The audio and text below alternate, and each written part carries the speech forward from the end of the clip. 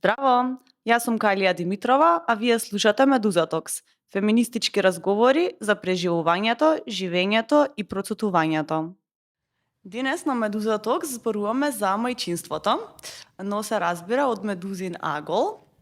Мајчинството како тема е доста исцрпен терен, кој се користи како доминантна тропа и во политички кампањи и борби, и во книжевност, и во поп-култура, и во семејни притисоци и расправи, и поново и од страна на антифеминистички движења, но речиси секогаш на традиционалното митолошко ниво, односно мајката како тело творец на живот, како жртва за децата и семејството, како креатор на нацијата, а во современа смисла и како успешна мултитаскерка, кариеристка, готвачка, фризерка, забавувачка, учителка и така натака и така натака. Но, реалноста е дека простори каде се зборува за реалностите на мајчинството, за неплатениот труд и грижата и како се тие поделени во еден дом, за уморот, за политиките или недостатокот од истите, за поддршката на мајките, за психолошките и физичките потешкоти со кои се соочува оваа група, се малку, ако не и непостоечки. За да ги отвориме овие теми на Медуза Токс, денес ќе ми помогне мојата гостинка, Неда Чаловска, правничка со особен фокус на женските и човековите права. Ти благодарам, Калија, многу и прво за воведот. Ептен се упватно, мислам дека ништо не си пропуштила, иако мислам дека измеѓу сите тие, да речеме, објаснувања и мини улоги, има многу во пукнатините што дополнително сме. И што дефинитивно ни создава и притисок, ама добро, ќе збориме за тоа. Да, мислам дека од секоја реченица од ова што го кажав до сега може една цела епизода да се направи. Скроз. Може така и требаше да одиме по-конкретно. Стварно мајчинството е многу широка тема. Но мислам дека е клучно да како да кажам циркулираме околу некои теми поврзани со неплатениот труд и митовите, затоа што мислам дека од тука некако доаѓаат централните точки на притисок. Па ќе видиме каде ќе не одведе разговорот.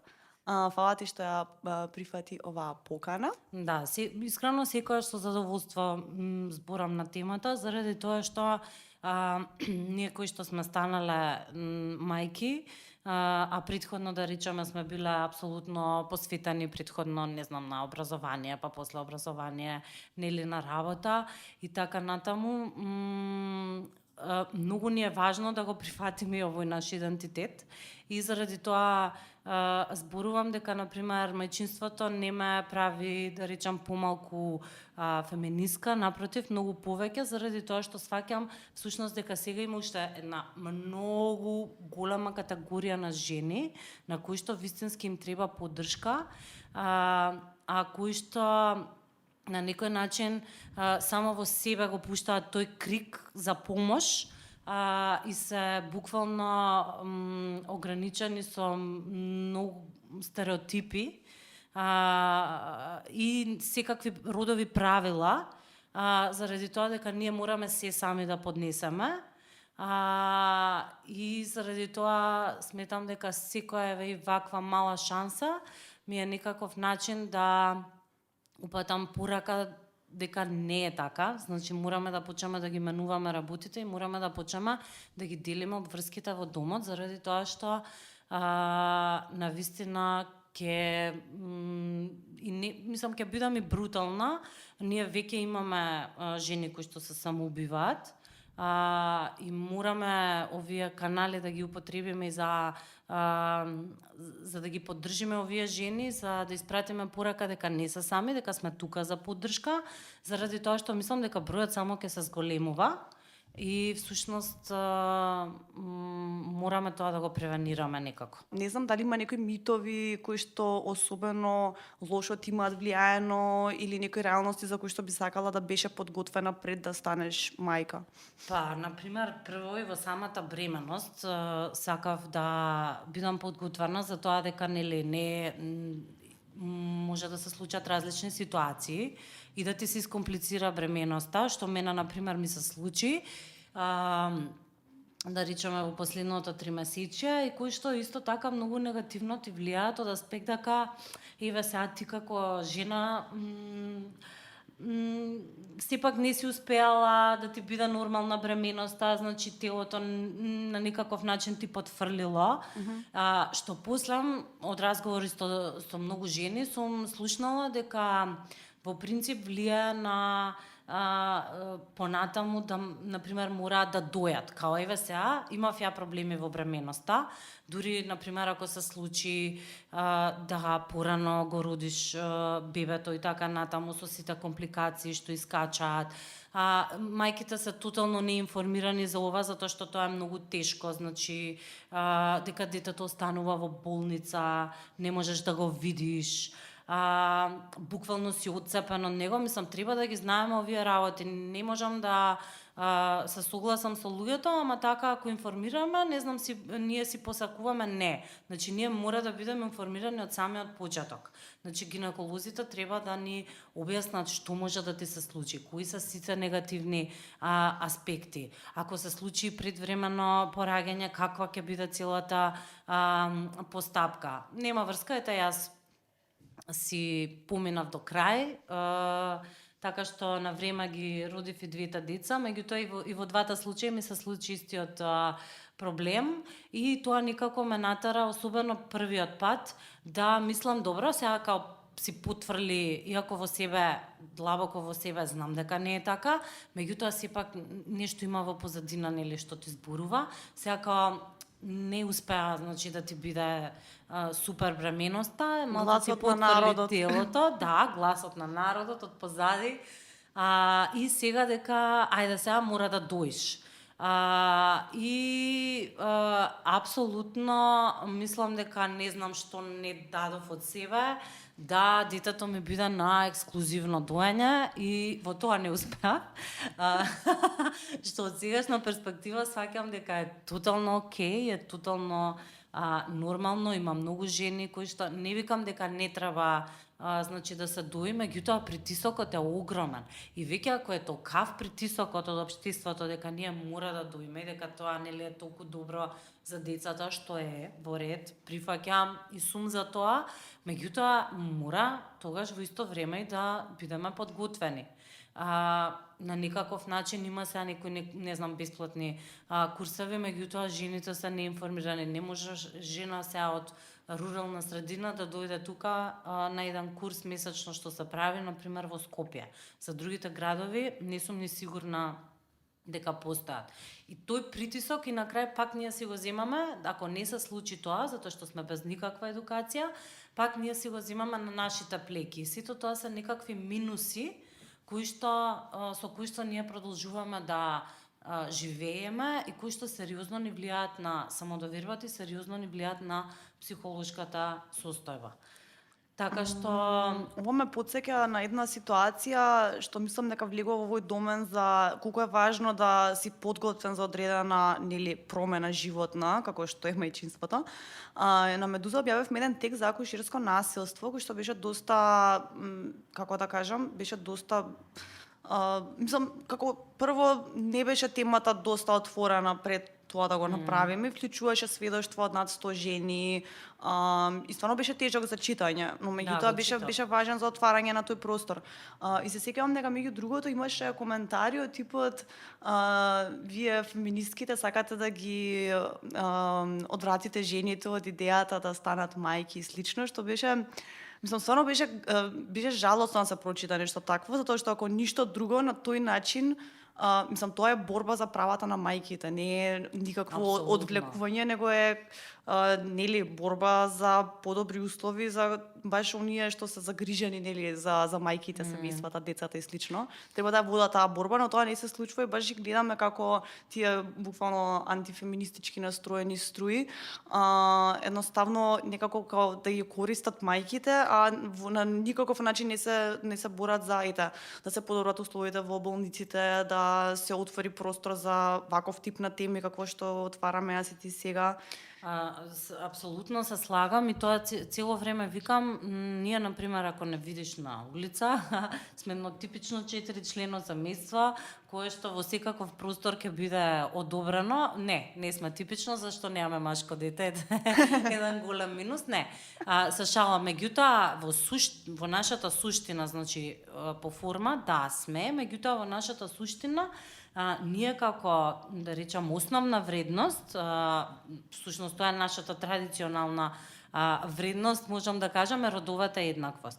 И идејата е дека доколку ова биде вредност на секое семејство, жените ќе бидат многу посрекни и многу поопуштени. Што значи тоа? Дека се бориме за подобри услови дома, да ги поделиме работните обврски, не знам, да имаме социјален живот, затоа што го имаме животот со децата, меѓутоа многу е важно и ние самите да имаме социјален живот, еден канал каде што ќе се изразиме, да одиме на работа. Значи сите тие аспекти кои што на некој начин не прават целосни и приметувам и затоа велам дека ние мораме да најдеме со овие жени, мајки, кои што дефинитивно се изманипулирани од антиродовите движења, мораме да најдеме точки на поврзување.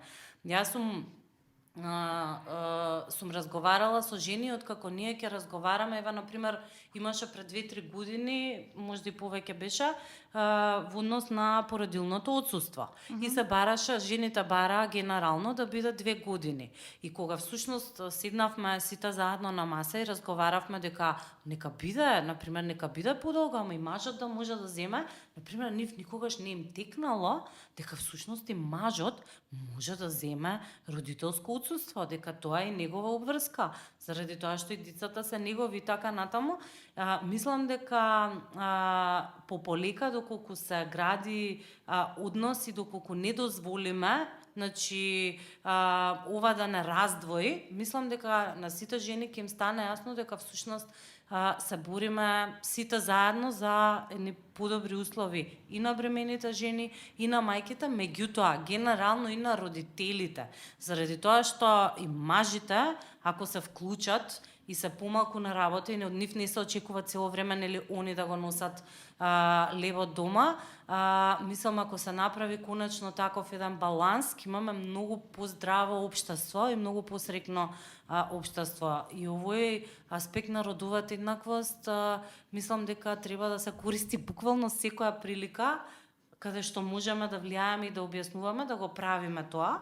Затоа што верувајте дека и жени кои што претходно не зборувале за родова еднаквост, кога ќе слушнат добро, значи за ова е феминизмот и на некој начин самите ги разбиваат тие стереотипи кои што претходно ги имале во однос на тоа што е феминизам, што е родова еднаквост, затоа што ние реално не сме толку мокни како што се мокни оние, да речам, челници некакви на антиродовите движења.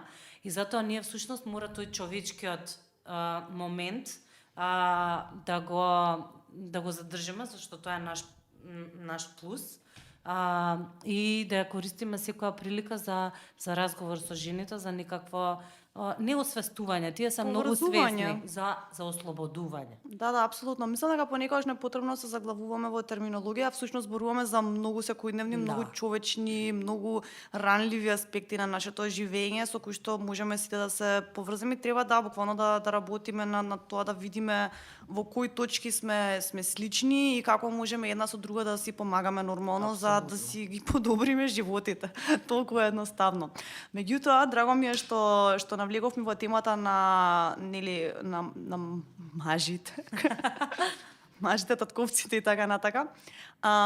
Мислам дека си веројатно една од ретките што има такво искуство кај нас, иако како што спомнавме пред емисијата кога зборувавме неформално, се именуваат овие работи нормално.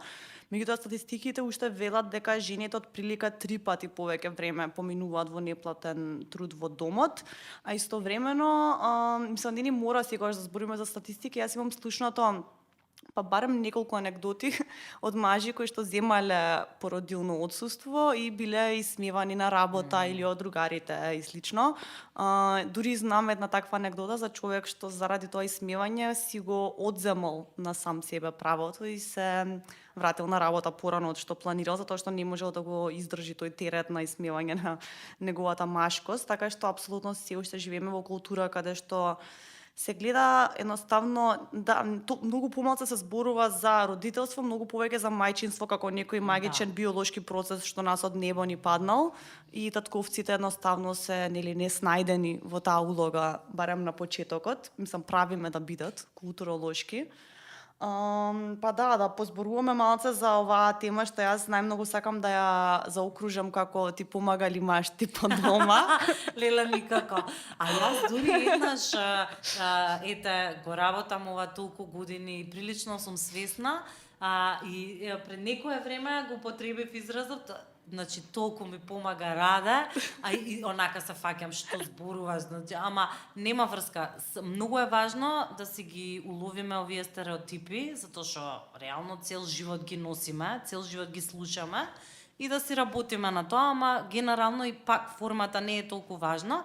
Битно е вистински колку се вклучени во обврските во домот, а јас иначе во последно време слушам за многу, ќе ги крстам како херои, кои што да речеме и во полиција, и во војска, каде што се особено стегнати, да речеме, средини, каде што доминира она машкост, доминира, нели, мажите и по бројка доминираат, земале, например, родителско отсуство и процентите, ако ги следиме, секоја година бројките се се повеќе.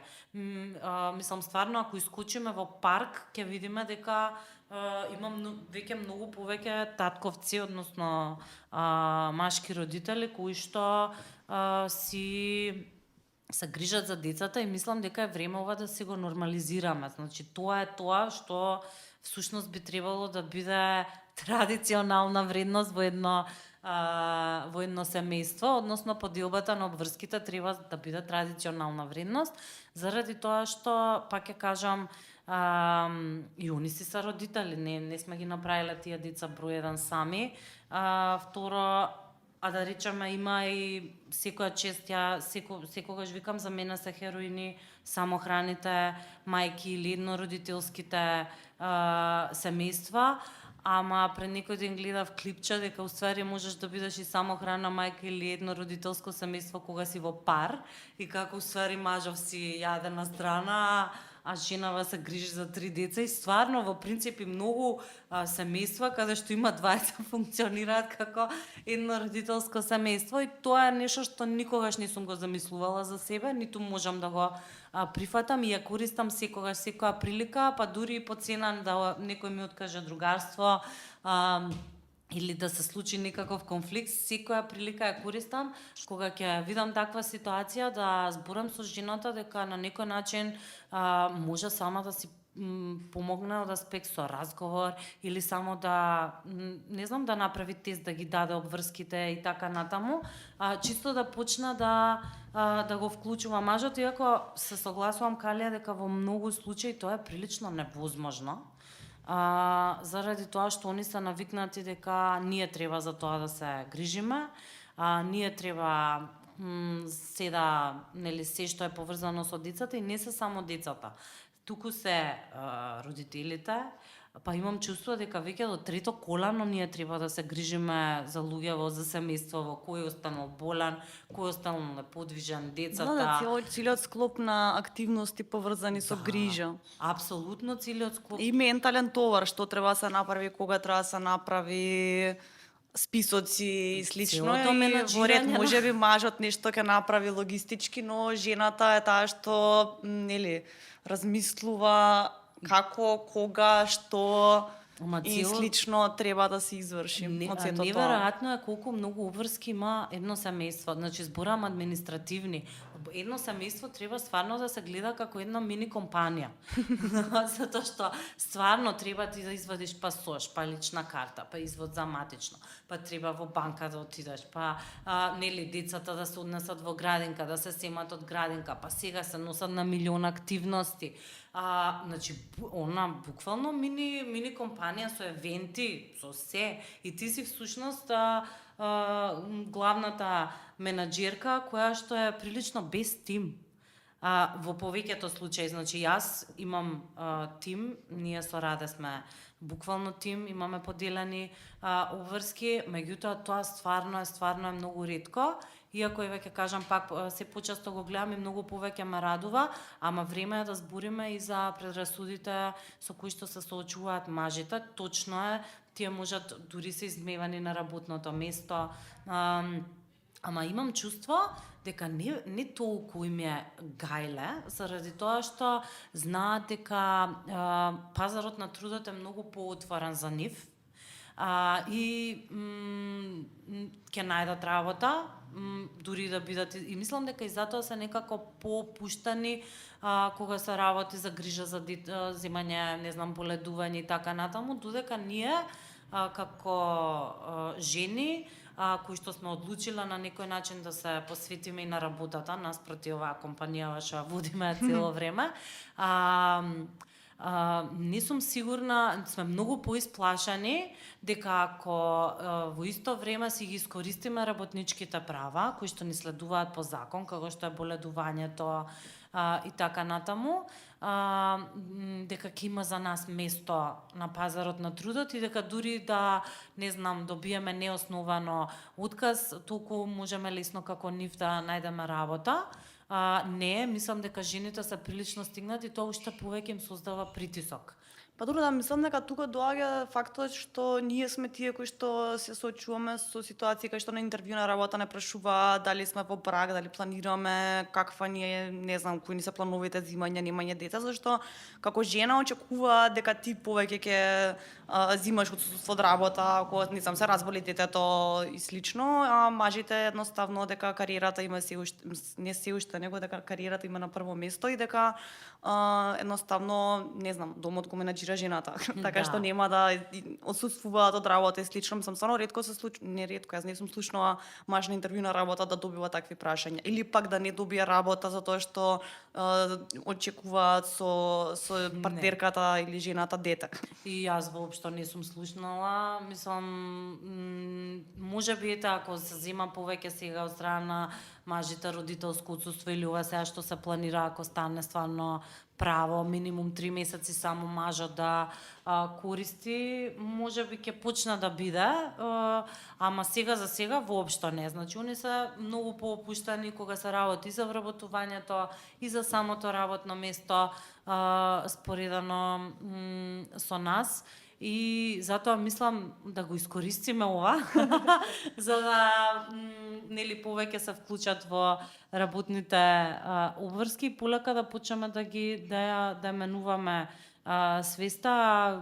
Генерално нема ни поддршка од страна на државата во однос на градинките или некои основни права кои што се поврзани, да речеме, со заштита, затоа што знаеме сите дека ова се случува. Така се дава отказ кога ќе се каже за бременост, дискриминацијата при вработување, ако си на определено не ти го продолжуваат, и толку многу се знае и повторно не се менуваат законите, што на некој начин всушност на највисоко ниво ова се дозволува, оваа отворена дискриминација кон жените, нели, како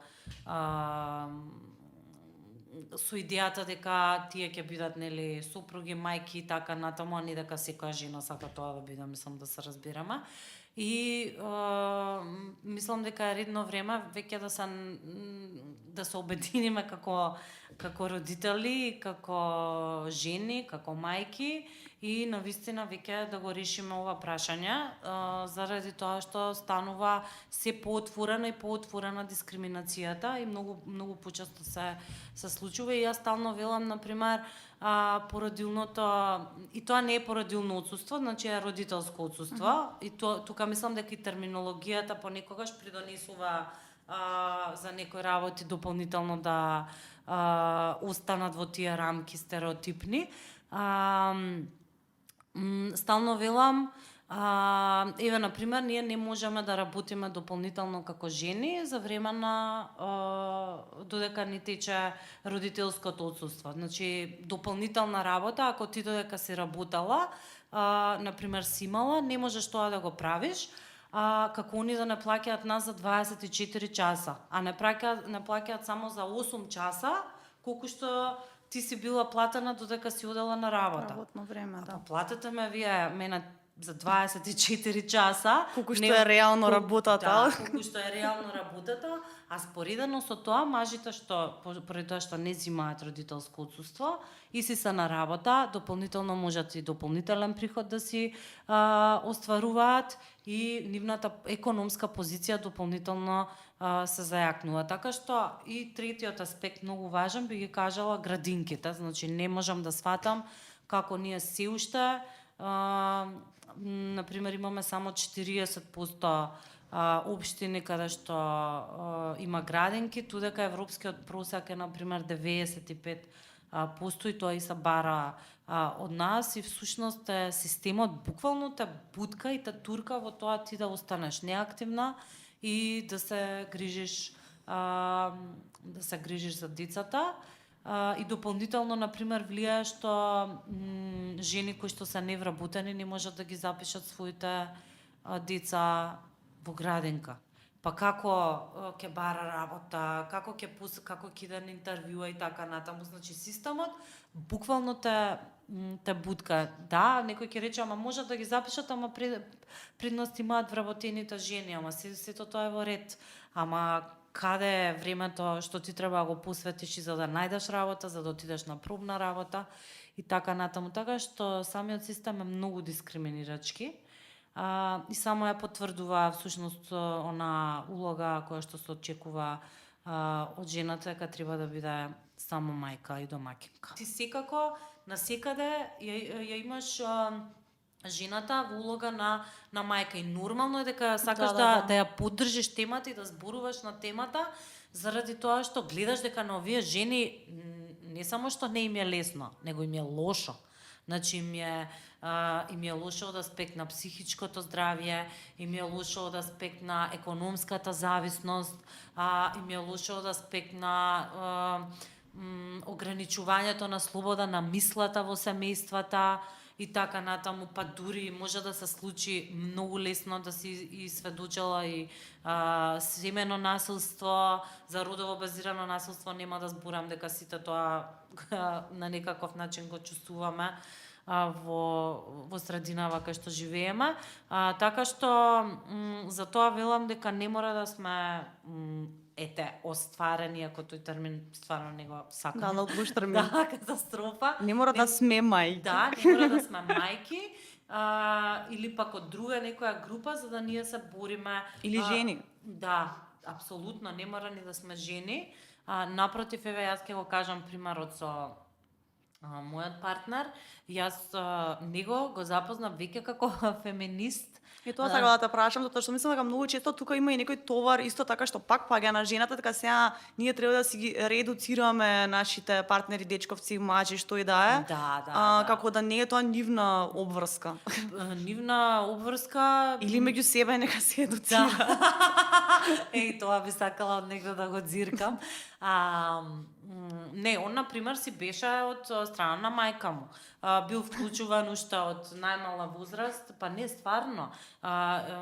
И она кога го читам, нема што да си ги нели информираме ние нашите кирки, едуцирајте си ги синовите, ама стварно е така.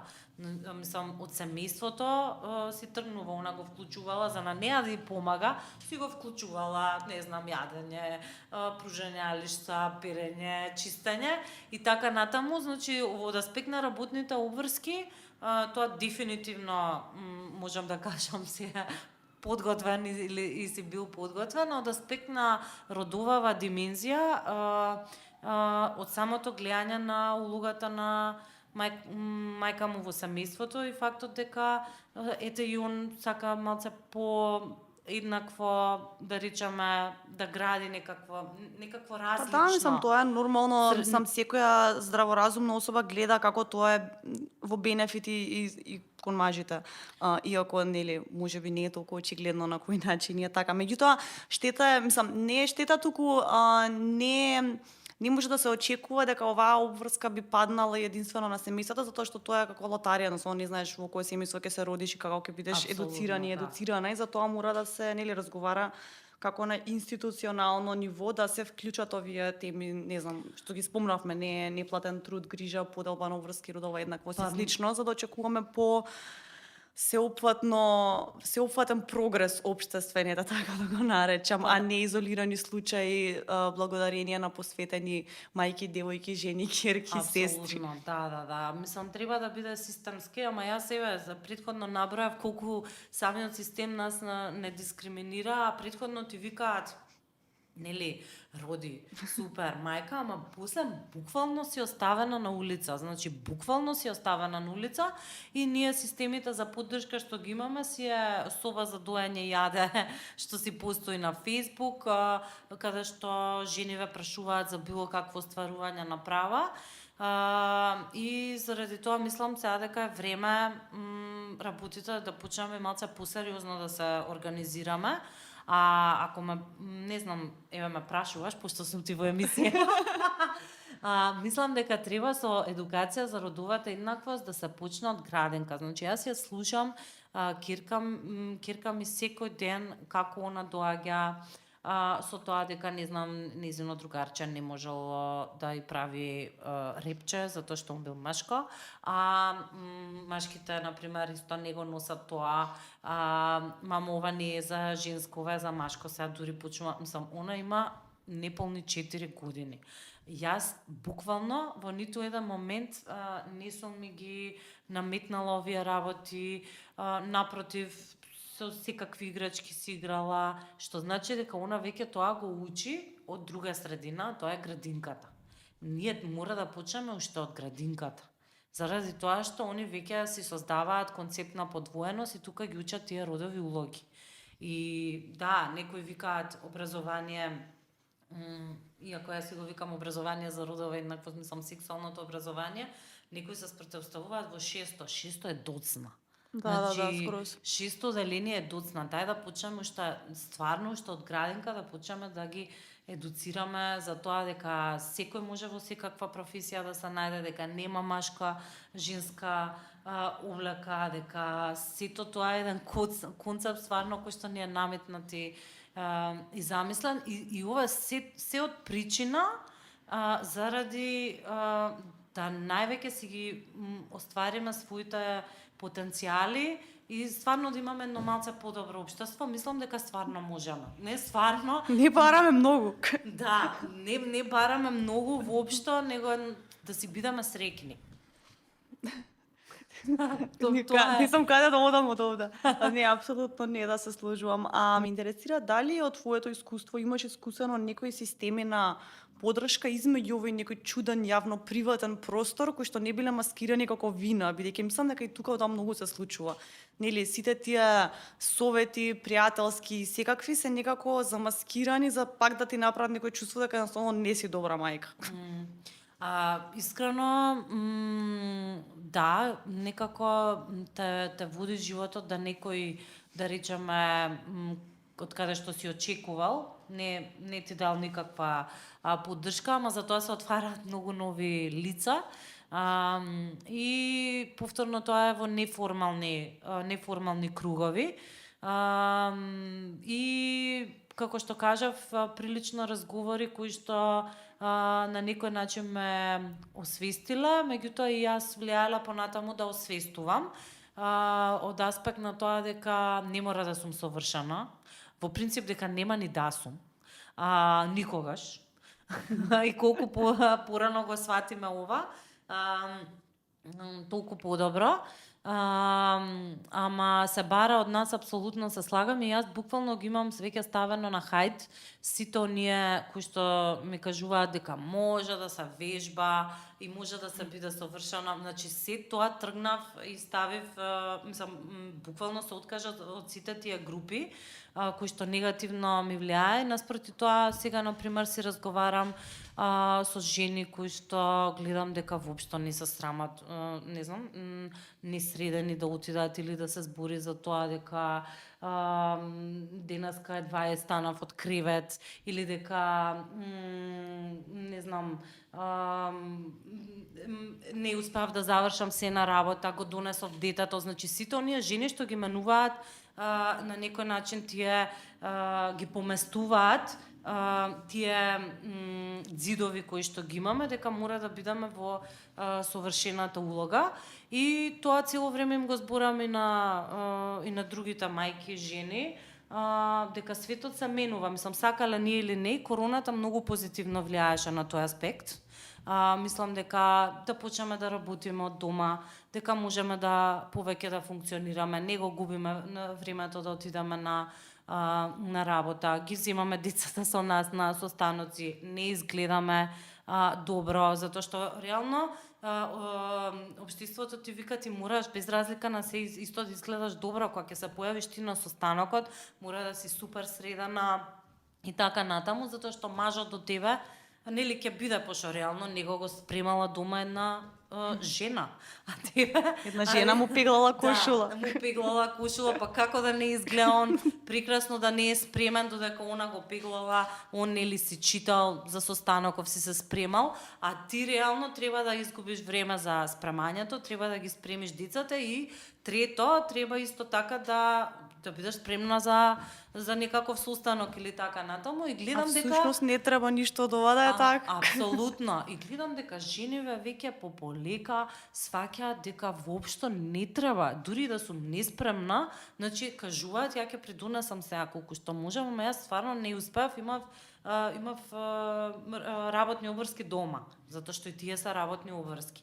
И искрено, гледајќи го сето ова и дружејќи се со вакви жени и мајки, мислам дека се повеќе ни се зголемува кругот, и мислам дека ги менуваме работите. Секоја сум оптимист, некако можеби понекогаш и премногу, ама мислам еве дека вака успеваме некако преку овие канали на поддршка, ама сега и размислуваме за нешто многу поформално и мислам дека е време. Кажи ми нешто повеќе за тоа, за крај. Да, за крај. За тоа ме сечаш, сваќам. За крај.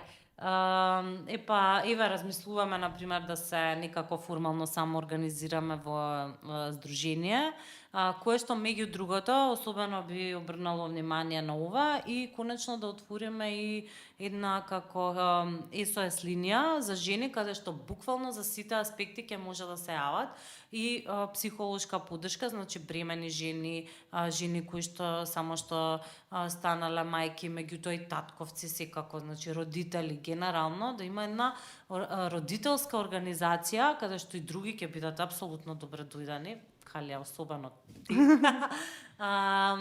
кои што ќе се залагаме вистински за една промена на она што е традиционална вредност на семејството и балансирани обврски, и со тоа намалување на неплатениот труд на жените, и посрекни, дефинитивно многу посрекни деца, кои што ќе имаат многу посрекни родители. Така што се надам за скоро време ќе се случи, не успеваме од многуте обврски и улоги кои што ги имаме, ама еве си давам ветување пред себе дека за кратко време би почнале со работа, и се надам дека пополека ќе почнеме нели да ги менуваме работите, и не само во нашата мини средина и космос, туку многу подлабоко во нашето општество, особено и во руралните средини, каде што мислам дека жените се многу изолирани, многу дискриминирани, и не дека они не се свесни за своите права, него апсолутно е невозможно да дојдат до канали на поддршка.